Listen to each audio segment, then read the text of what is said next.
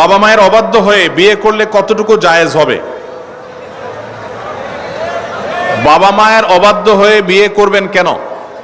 বাবা মারা যারা এখানে আছেন, আপনাদেরকে বলতেছি, চাচারা যারা আছেন, পর্দার আড়াল থেকে চাচিরা যারা শুনছেন, ছেলে মেয়ে বিয়ের উপযুক্ত হওয়ার পর তথাকথিত পায়ে দান ও অজুহাত করে নাম করে ছেলে মেয়েকে বিয়ে দিতে দেরি করবেন না।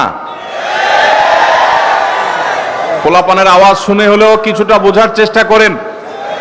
আল্লাহ রাব্বুল আলামিন আমাদের চাচা চাচিদেরকে হেদায়েত নসিব করুন, ওনারা যেন আমাদের ছেলে মেয়েদের কষ্টটা বুঝেন, আল্লাহ তাআলা সেই তৌফিক নসিব করুন। বাবাজিরা, আপনারা যে বয়সে বিয়ে করেছেন, আপনার ছেলেকে কিন্তু তার চাইতে আর্লি দিতে হবে। কেন দিতে হবে? কারণ আপনাদের আমলে ফেসবুক ছিল না, এখন ফেসবুক বাইর হয়েছে। আপনাদের আমলে স্মার্টফোন ছিল না, এখন টাচ মোবাইল বাইর হয়েছে। এই ছেলে মেয়েদের চরিত্র রক্ষা করার জন্য আর্লি বিয়ে দিতে হবে। আল্লাহ আমাদের মুরব্বীদেরকে সে হেদায়েত নসিব করুন। নবী করিম সাল্লাল্লাহু আলাইহি সাল্লাম বলেছেন, তোমার সন্তান বিবাহের উপযুক্ত হওয়ার পর তাকে বিবাহ দিতে দেরি করবে না। যদি দেরি করো তাহলে ব্যভিচারের মতো ফিতনা সমাজে ছড়িয়ে পড়বে। এই ফিতনা সমাজে ছড়ালে কি হয়? পশ্চিমাদের চাইতে বেশি কেউ বোঝে না। পশ্চিমারা বিবাহ বহির্ভূত সম্পর্ককে অ্যাপ্রিসিয়েট করেছে, এখন তাদের মানুষ জন্মের হার কমতে কমতে এমন ভয়ঙ্কর লেভেলে চলে গেছে, তাদের দেশ স্বাভাবিকভাবে চালানোর মতো লোকও নাই। কারণ অবৈধ সম্পর্ক দিয়ে তাদের দিন যায়, বিয়ে শাদী করে না, বাচ্চা কাচ্চা হয় না, তাদের জেনারেশনের মধ্যে গ্যাপ তৈরি হয়ে যাচ্ছে। অতএব সমাজে নানাবিধ ফিতনা ছড়াবে।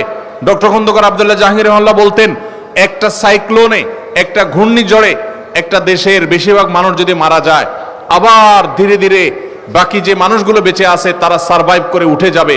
কিন্তু ব্যভিচার যদি একবার ছড়িয়ে পড়ে পৃথিবীতে, ঘরে ঘরে যদি ব্যভিচার এটা শুরু হয়ে যায়, বিবাহকে যদি নিরুৎসাহিত করা হয়, তাহলে সেক্ষেত্রে মানুষের জন্ম এটা বন্ধ হয়ে যাবে এবং মানব সভ্যতা পৃথিবী থেকে হারিয়ে যাবে।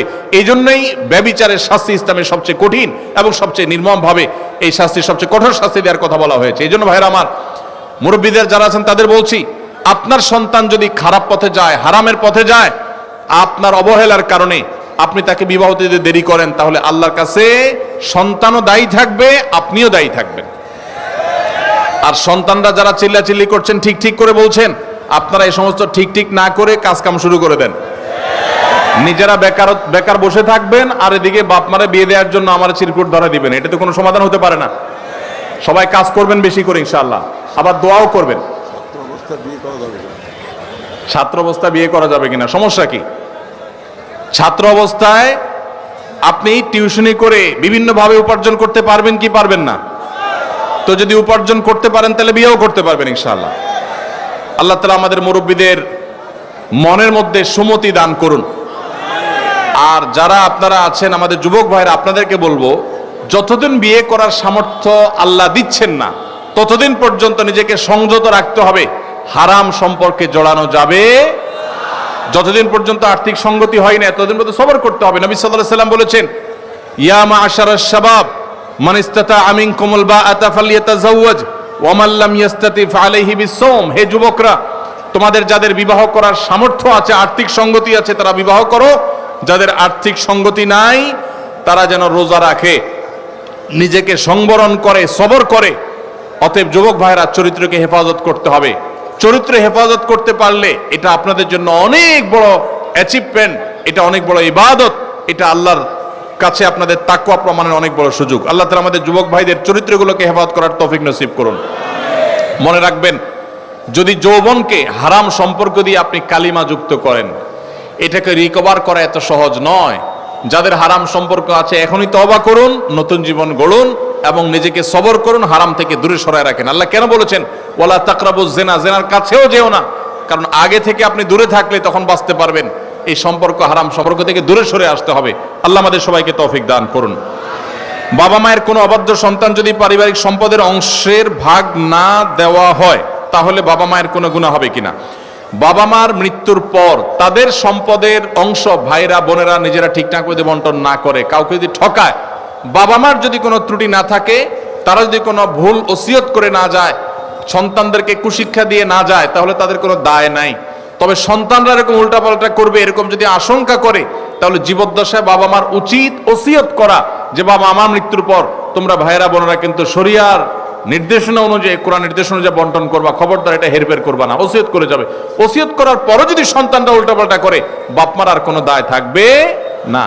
আমরা যারা এখানে আসছি, অনেকে ওয়াজ শুনেন, মাহফিলে আসেন, অনেকে মাশাআল্লাহ ভালো ভালো কাজ করেন, নামাজ কালামও পড়েন, কিন্তু বাবার সম্পদে, মায়ের সম্পদে, ভাইয়ের এবং বোনের যে হক আছে সেটা পাই পাই করে হিসাব করে বুঝে দেন না।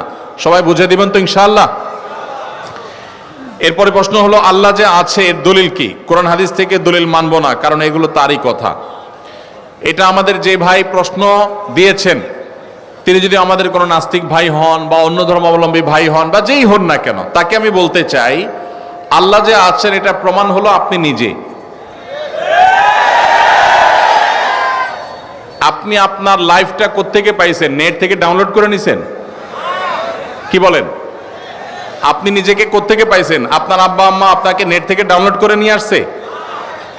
ভাইরা আমার, আমাদের অস্তিত্বই আল্লাহর অস্তিত্বের সাক্ষী।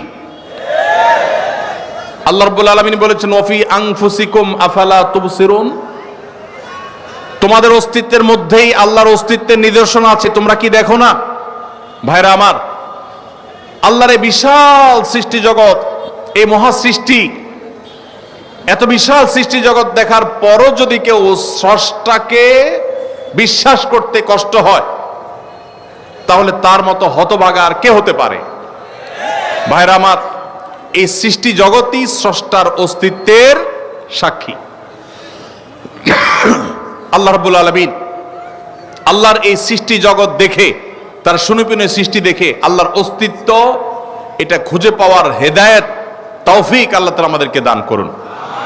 ভাইরা আমার, আমরা যদি আমাদের অস্তিত্বের দিকে তাকাই, আল্লাহ সৃষ্টির দিকে তাকাই, সূরা মুলকে শুরুর আয়াতগুলো যদি অনুবাদ সহকারে আপনি পড়েন, কোরআন জুড়ে আল্লাহ রাব্বুল আলামিন যে বলেছেন আল্লাহ রাব্বুল আলামিনের সৃষ্টি শৈলী নিয়ে, সেগুলো যদি আপনি অধ্যয়ন করেন, পড়েন, তাহলে দিনের আলো মতো পরিষ্কার হবে যে আল্লাহ রাব্বুল আলামিনের অস্তিত্ব এটা ওয়াজিবুল উজুদ, এটার অস্তিত্বহীনতা কখনো কল্পনা করা যায় না। এটা নিয়ে দীর্ঘ আলোচনা করার সুযোগ নেই, শুধু এটুকুই বললাম যে আপনার আমার সৃষ্টি, এটাই আমাদের স্রষ্টার কথা স্মরণ করিয়ে দেয়। কারণ স্রষ্টা ছাড়া কখনো সৃষ্টি হতে পারে? ছোট বড় এমন কিছু পৃথিবীতে নাই যেটা কেউ তৈরি করা ছাড়া আসছে। মাইকটা কেউ তৈরি করেছেন, এই পানির বোতলটা কেউ তৈরি করেছেন, এই কাগজটা কেউ তৈরি করেছেন। প্রত্যেকটা জিনিসের যেরকম কেউ না কেউ তৈরি করেছে, ক্রিয়েটর আছেন, সেখানে এই মহা সৃষ্টির এত কিছুর আমি আপনি সহ আমাদের এবং এই আল্লাহর এই সৃষ্টি জগতের যে বিশাল আয়োজন, এগুলোর কোনো ক্রিয়েটর নাই। এর চেয়ে হাস্যকর কথা আর কি। আল্লাহ তাআলা আমাদেরকে হেদায়েত নসিব করুন। হেদায়েত যদি আল্লাহ তাআলা কাউকে দান না করেন, তাহলে সেক্ষেত্রে সে অনেক নলেজ অর্জন করার পরও সঠিক পথে হয়তো আসবে না। এই জন্য আল্লাহর কাছে হেদায়েত চাইতে আমাদেরকে শিক্ষা দেওয়া হয়েছে। এই দিন সিরাতুল মুস্তাকিম আমরা সে দোয়া আল্লাহ তাআলার কাছে করবো ইনশাআল্লাহ। আমরা জানি সমস্ত কাজ নিয়তের উপর নির্ভরশীল, কিন্তু একজন মানুষ তার পীরের পায়ে সেজদা দিয়ে বলছে আমার মনে নিয়ত আছে আল্লাহকে সেজদা দিচ্ছি, এটা জায়েজ আছে কিনা? ভাইরা আমার, আমাদের এই কপাল শুধুমাত্র আমরা নিবেদন করব আল্লাহকে। কাকে? আল্লাহকে। আল্লাহ ছাড়া মানুষের এই কপাল আর কারোর সামনে সেজদায় অবনত হবে। আল্লাহ সুবহানাহু ওয়া তাআলা কোরআনে কারীমে সূরা ফাতিহাতে আমাদেরকে শিক্ষা দিয়েছেন, ইয়্যাকা না'বুদু, আল্লাহ আপনারই ইবাদত করি। আমরা ইবাদত করি শুধু কার? ইয়্যাকার মানে হলো শুধুই আপনার ইবাদত করি, আর কারণ না। অতএব ইবাদত শুধু আল্লাহর হতে হবে। কেউ যদি পীরকে সেজদা করে নিয়ত করে যে নিয়ত আল্লাহর, দিচ্ছি পীরের দিকে ফিরায়া, তাহলে সেও মুশরিকদের মধ্যে গণ্য হবে। এই নিয়তের কারণে সে শিরক থেকে বের হবে না, কারণ সে মূলত তার পীরকেই সেজদা নিবেদন করছে। এখানে তার নিয়ত ধর্তব্য হবে না, সে মূলত শিরকে আকবরে লিপ্ত হয়েছে। আল্লাহ ছাড়া আর কাউকে সিজদা করা যদি জায়েজ হতো, তাহলে মুহাম্মদ সাল্লাল্লাহু আলাইহি সাল্লামকে সাহাবা ইকরাম সবার আগে সিজদা করতেন। মুহাম্মদ সাল্লাল্লাহু আলাইহি সাল্লামকে সাহাবা ইকরাম কি কখনো সিজদা করেছেন? কখনো করেন নাই। আপনি বলবেন আদম আলাইহিস সালামকে ফেরেশতারা সিজদা করেছে, যে আদম আলাইহিস সালাতু ওয়াস সালামের সময়কার যে শরিয়া ছিল, সেই শরিয়াতে শুধুমাত্র এই তাহিয়ার সিজদা এটা তার জন্য খাস ছিল। এটা একটা। পরবর্তীতে আমাদের নবী সাল্লাল্লাহু আলাইহি সাল্লামের শরীয়তে এটা জায়েজ নাই। জায়েজ হলে মুহাম্মদ সাল্লাল্লাহু আলাইহি সাল্লামকে সাহাবীরা সিজদা করতেন। আরো আদম আলাইহিস সালামের সেই সিজদা নিয়ে আরো নানাবিধ ব্যাখ্যা আছে, মুফাসসিরদের নানা বিষয় উক্তি আছে, বক্তব্য আছে। মুহাম্মদ সাল্লাল্লাহু আলাইহি সাল্লামকে যদি সাহাবায়ে কেরাম সিজদা করার কোনো জাল হাদিসে না পাওয়া যায়, তাহলে আপনার পীর কে সিজদা পাওয়ার জন্য? সাহাবায়ে কেরাম মুহাম্মদ সাল্লাল্লাহু আলাইহি সাল্লামকে সিজদা করে আল্লাহকে নিয়ত করতে পারতেন, সেটা তো তারা করেন না। তাহলে আপনাকে এটা কে শিখাইছে? শয়তান শিখাইছে। কে শিখাইছে? আল্লাহ তাআলা আমাদের ভাইদেরকে হেদায়েত নসিব করুন। যারা শিরকে লিপ্ত আছে আল্লাহ তাআলা তাদেরকে তাওহীদে আসার তৌফিক নসিব করুন। এরপরে প্রশ্ন হলো, আমি ফোন কলের মাধ্যমে কয়েকজন সাক্ষী রেখে বিয়ে করে ফেলেছি, এখন এটা কি আমার আসলে বিয়ে হয়ে যাবে? এ ব্যাপারে ইসলাম কি বলে একটু বিস্তারিত জানাবেন। ভাইরা আমার, ইসলামী শরিয়াটা তামাশার বিষয় না। অনেক যুবক প্রশ্ন লেখে যে আমরা আল্লাহকে সাক্ষী রেখে দুজন বিয়ে করে ফেলেছি, আল্লাহকে সাক্ষী রেখে বিয়ে করে ফেলেছি। ভাইরা আমার, বিবাহ বিশুদ্ধ হওয়ার জন্য দুজন সাক্ষীর উপস্থিতি জরুরি।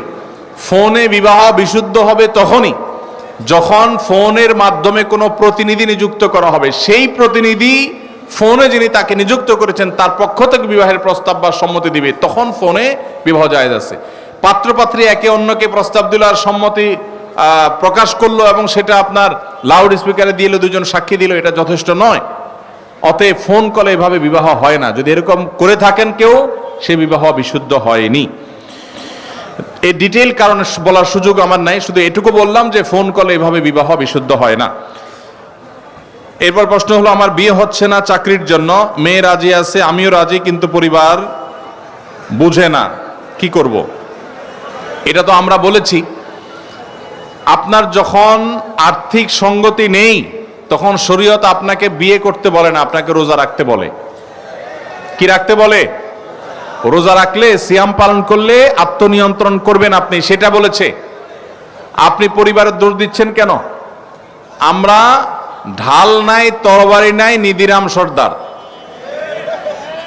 চাকরি নাই, টাকা নাই, রুজি নাই, ইনকাম নাই, আপনি বিয়ে করার জন্য পরিবারের চাপ দিচ্ছেন, আবার দোষ দিচ্ছেন পরিবার রাজি না। পরিবার কি দেখে রাজি হবে? নিজে বাপের হোটেলে খান, আবার আরেকজন বাপের হোটেলে খাওয়াবেন, এটা তো উচিত না।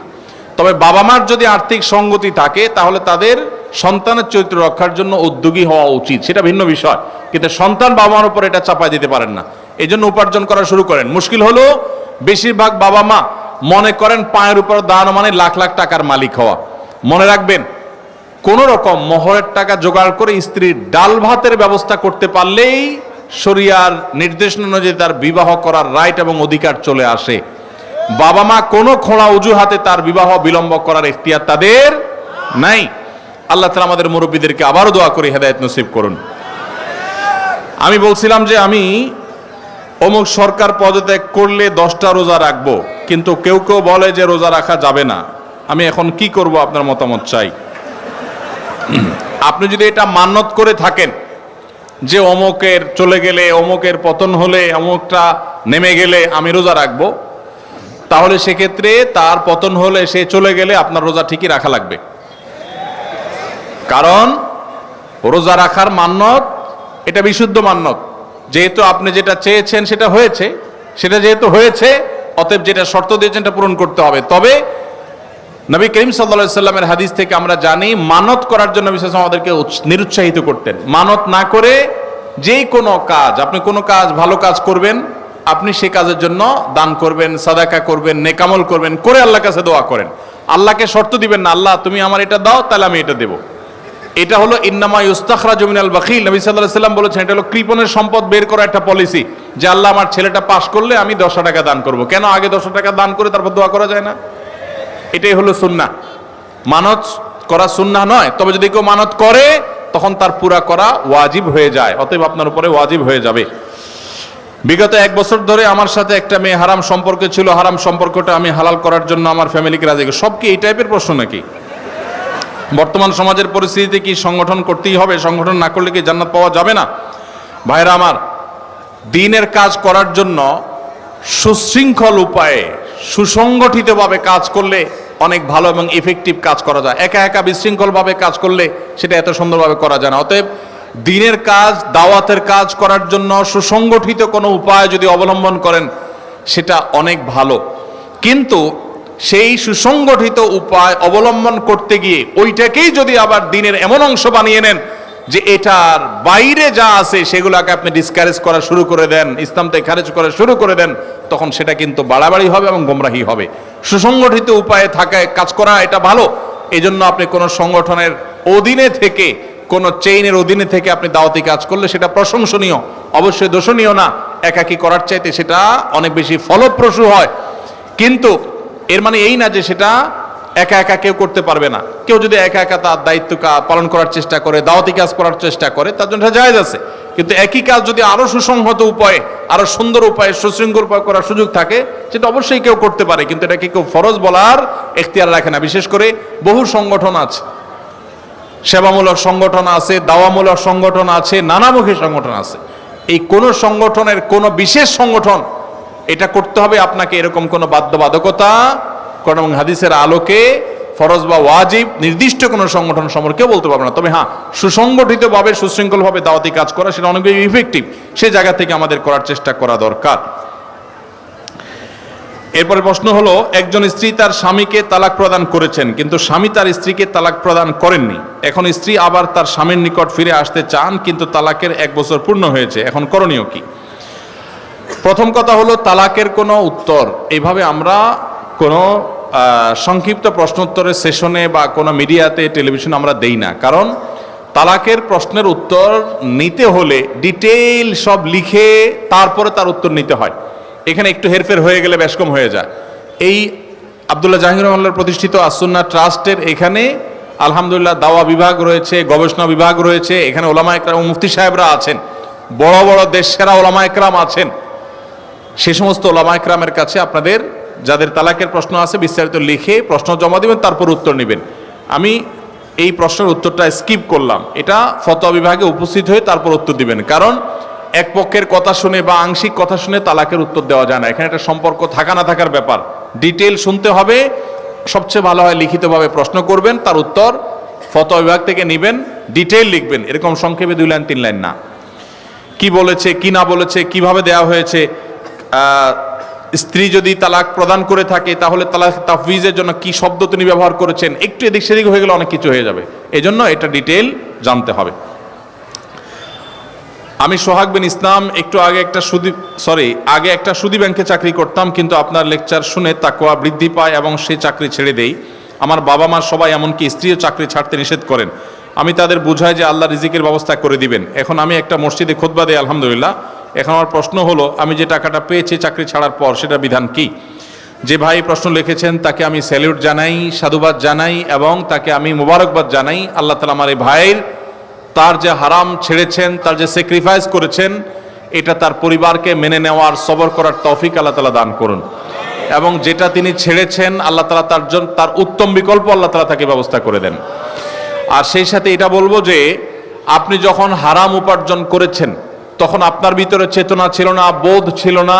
তখন আপনি সেই উপার্জন যেটা করেছেন, সেই উপার্জিত টাকা যেগুলো ভোগ করে ফেলেছেন, আপনার বোধ হওয়ার আগে, তওবার আগে, সেন্স তৈরি হওয়ার আগে, সেগুলো আল্লাহ তাআলা আপনাকে মাফ করবেন ইনশাআল্লাহ। কারণ আল্লাহ সুবহানাহু ওয়া তাআলা বলেছেন, ফামান জাআহু মাউযাতুম মির রাব্বিহি ফান্তাহা ফালাহু মা সালাফ। কেউ যদি আল্লাহর নসিহা, উপদেশ আসার আগে এরকম কোন সুদী কারবার করে থাকে, তাহলে আল্লাহ তাআলা সেটা তাকে মাফ করবেন। তবে আপনার তওবার পর আপনি হারাম এবং হালালের এই যে উপলব্ধি, এই সেন্স যখন এসেছে, তারপর যদি আপনার কাছে কোনো হারাম উপার্জিত টাকা আসে, তো সেটা আপনি গ্রহণ করবেন না, সেটা আপনার জন্য ভোগ করা জায়েজ হবে না। এখানে আপনি কোন টাকা এসেছে, কিভাবে এসেছে, কখন এসেছে, সেটা এই প্রশ্নের মধ্যে আমরা 2টা পার্ট করে দিয়েছি। আগে ভোগ করে থাকলে সেটা জায়েজ, সেটা আল্লাহ তাআলা মাফ করবেন, জায়েজ বলতে মাফ করবেন ইনশাআল্লাহ, আশা করা যায় আপনার তওবার কারণে। আর পরে যদি এসে থাকে আগের হারাম টাকাই পরে আসছে তওবার পরে, তাহলে এখন আর এটা গ্রহণ করবেন না, এটা আপনার জন্য জায়েজ হবে না। মৃত ব্যক্তির মুখ থেকে লালা নির্গত হয়, তা যদি কোনো জীবিত ব্যক্তির শরীর অথবা কাপড়ে লেগে যায় তাহলে তার হুকুম কি? মানুষের লালা যেহেতু নাপাক না, মৃত ব্যক্তির পরিষ্কার লালা, সেখানে কোনো নাপাক কিছু নেই, খারাপ কিছু নেই, জাস্ট লালা লেগেছে, এটা জীবিত ব্যক্তির পোশাকে কাপড়ে লাগলে নাপাক হবে না ইনশাআল্লাহ। এরপর প্রশ্ন হলো, মৃত ব্যক্তির গোসলের পর যদি নাপাকি বের হয় তাহলে মৃত ব্যক্তির শরীর নাপাক হবে কিনা? গোসলের সময়, এই জন্য পেট চাপ দিয়ে, হালকা মৃদু চাপ দিয়ে কোনো নাপাক যদি বের হওয়ার মতো থাকে সেক্ষেত্রে বের হওয়ার ব্যবস্থা করে দিতে হয়। এরপরও যদি পরবর্তীতে বের হয়ে যায় তাহলে নতুন করে আর গোসল দিতে হবে না, তবে নাপাক সরিয়ে যথাসম্ভব পবিত্র পরিচ্ছন্ন করে তারপরে কাফন দাফনের ব্যবস্থা করবেন। এরপরে প্রশ্ন হলো, বিবাহ তালাক হওয়ার পর সেই বউ নেওয়ার বিধান কি? তালাকের পর স্ত্রীকে যদি কেউ ফেরত নিতে চান তাহলে সেক্ষেত্রে তালাকটা যদি ফেরত নেয়ার মতো তালাক দেয় তাহলে ফেরত নেওয়া যাবে।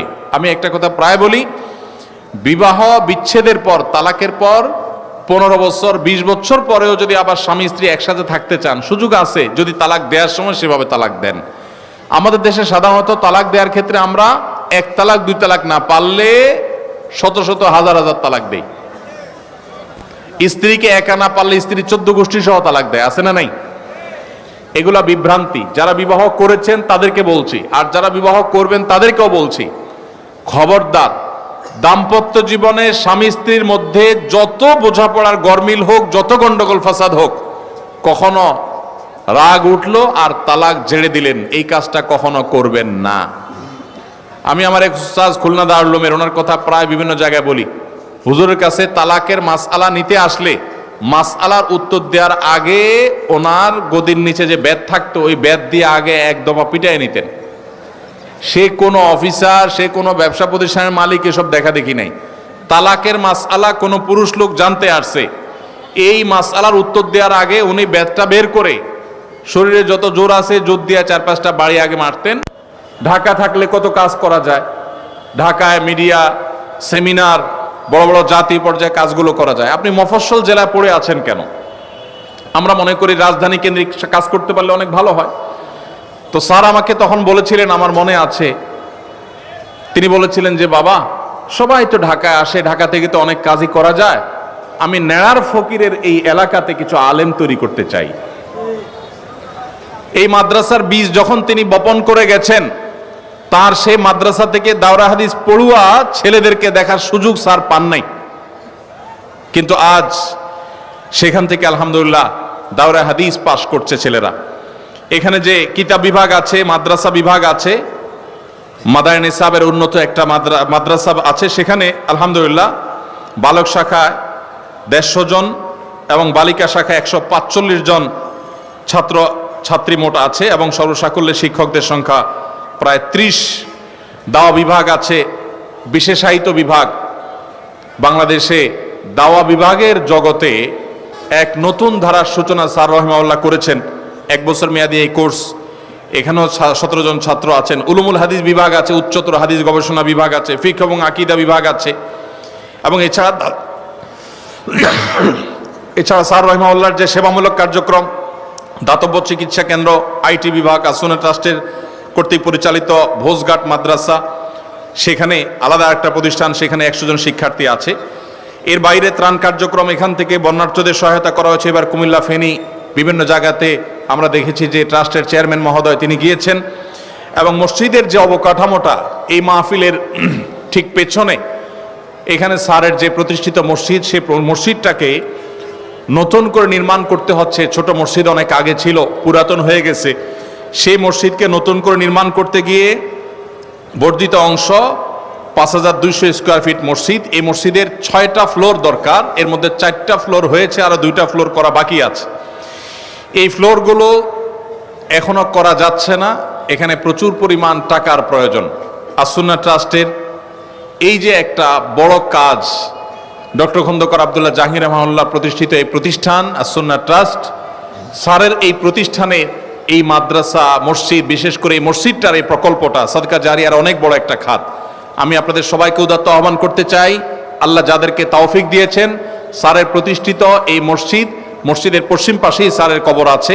এই মসজিদে শত শত ছেলেরা, এখানকার মাদ্রাসার ছেলেরা, তারা এখানে নামাজ পড়েন, সালাত আদায় করেন, ইমাম ওস্তাদরা সেখানে নামাজ পড়েন। এখান থেকে ওলামা একরামদেরকে গড়ে তোলা হয়, এখান থেকে সুন্নাহর দাওয়াত হয়, মাসিক মাজলিসুস সুন্নাহ হয় ওসামা খন্দকারের নেতৃত্বে আর ওলামা একরামের নেতৃত্বে। এখানে প্রচুর পরিমাণ টাকার এখনো প্রয়োজন, টাকার অভাবে কাজ সেই গতিতে চলছে না। আমি উদাত্ত আহ্বান রাখতে চাই দেশের সেই সমস্ত বৃত্তবান ভাইদেরকে, বোনদেরকে, বা বিদেশে যারা থাকেন তাদেরকে, যে আপনারা স্যারের প্রতিষ্ঠিত এই প্রতিষ্ঠানের এই মসজিদ নির্মাণে আপনারা এগিয়ে আসেন এবং অন্যান্য ডিপার্টমেন্টগুলো আপনারা এসে দেখে যান। আল্লাহ রাব্বুল আলামিনের কাছে আবারও আমরা মন খুলে প্রাণ খুলে দোয়া করি, আল্লাহ রাব্বুল আলামিন আস-সুন্নাহ ট্রাস্টের এই অসমাপ্ত কাজকে পরিপূর্ণভাবে সমাপ্ত করার তৌফিক নসিব করুন, বলুন আমিন।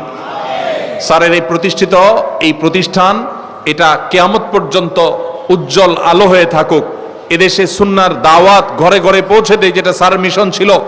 স্যার সুন্নাহ এবং উম্মাহকে একসাথে নিয়ে চলার কথা বলতেন। একাধিক সুন্নাহ যদি থাকে তাহলে কোন সুন্নাহ পালন করতে গিয়ে অন্য সুন্নাহকে ইগনোর করা বা কোণঠাসা করা, এটা বিরুদ্ধে স্যার বলতেন। আমরা স্যারের সেই আদর্শকে বাস্তবায়ন করার জন্য আপ্রাণ চেষ্টা করব। আল্লাহ রাব্বুল আলামিন আমাদের সবাইকে সেই তৌফিক নসিব করুন। ভাইরা আমার হাতে অনেক প্রশ্ন আছে, সময় অনেক হয়েছে, আমি সামান্য কয়েকটা প্রশ্নের উত্তর দিয়ে শেষ করব, কারণ এই সব প্রশ্নের উত্তর ফজর পর্যন্ত দিলেও শেষ হবে কিনা আমি জানি না, অসংখ্য প্রশ্ন। ছোট ছোট করে আমি কয়েকটা প্রশ্নের উত্তর দেই। প্রথম প্রশ্ন, এক ব্যক্তি ব্যবসা করত, সে ওজনে কম দিত, যাদের ওজনে কম দিত তারা অনেকে মারা গেছে, তিনিও ব্যবসা ছেড়ে দিয়েছেন। এখন তিনি তো বান্দার হক নষ্ট করছেন, এখন সে কিভাবে হক পূরণ করবে বা কিয়ামতের দিন কিভাবে ক্ষমা পাবে?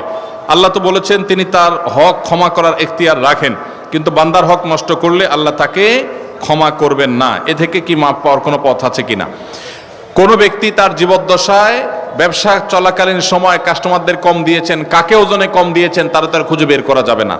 এরকম পরিস্থিতিতে যে কাজটি আমাদের করতে হবে, আনুমানিক কত লোককে আমি কত পরিমাণ জিনিসপত্র কম দিয়ে ঠকাইছি সেটা আনুমানিক একটা ফিগার বের করতে হবে। সব মিলে এই পরিমাণ চাল ডাল এই পরিমাণ হবে, এর বেশি হবে না, একটু বাড়ায় ধরতে হবে সতর্কতামূলকভাবে যে এই পরিমাণ হবে। সবাই টাকা একত্র করলে যেহেতু মালিক খুঁজে পাওয়া যাবে না, অতএব ওই টাকাটা সেই মালিকদের তরফ থেকে অন্য গরিব দুঃখীদেরকে দান করে দিবেন, এই নিয়তে যে আল্লাহ যাদের হক আমি মেরেছিলাম ওজনে কম দিয়া, এখান থেকে আনুপাতিক হারে তাদের হক অনুযায়ী সওয়াব আপনি দিয়ে দিবেন। কিয়ামতের দিন আল্লাহর কাছে দায় মুক্তির জন্য এই কাজ করতে হবে, সেই সাথে আল্লাহর কাছে ক্ষমাও চাইতে হবে। আল্লাহ তাআলা আমাদের সবাইকে বান্দার হকের ব্যাপারে সবচেয়ে বেশি সতর্ক থাকার তৌফিক নসিব করুন। জি।